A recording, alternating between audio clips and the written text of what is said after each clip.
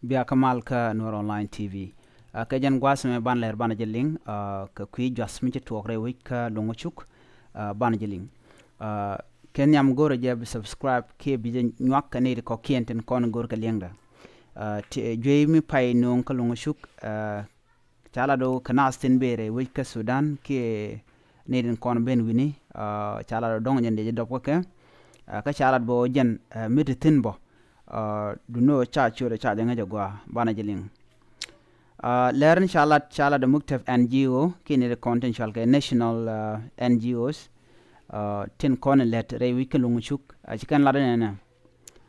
chikan la do te karam kel mi ci yede ci jen kane baro de cha no no cha ga jeg joy mi chal ke hemorrhagic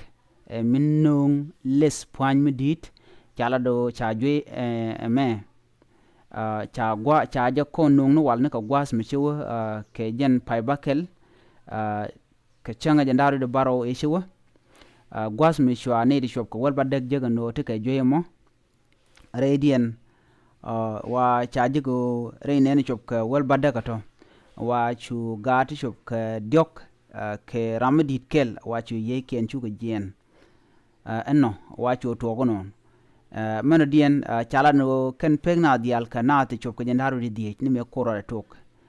natin konne cha kep jen joy les poanyamo kare dien chine di chop ka welkel lutin chalat kimni tinte enwini enwo joy me no ngami te pointu ka bot mi ci janki mi chaje konber ka ma ke ti kare ngesa ken rekte mwante ko kien ti chala do dongde joy me de ken non ponyaran chalat bo shere ko dong netin konte ci janku jimi dong ran ka bot ke dong ran ka mitre poinde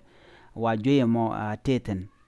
wajen jegje dong mi chaje ber ka mach dong te karal mi ci jeg bare jemi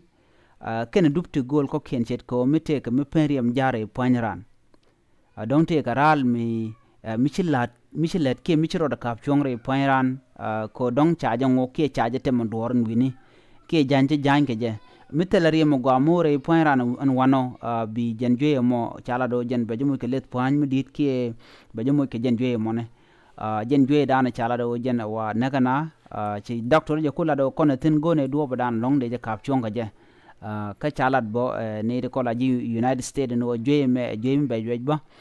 ko jen gore gen mo gwa ko jen wa mi be wo mi te je ti ci to ko long re point du ti ci rem je jel ka ke ci point du ce kur nda nder ter ke jen joy ndana shibun point du ce longa ter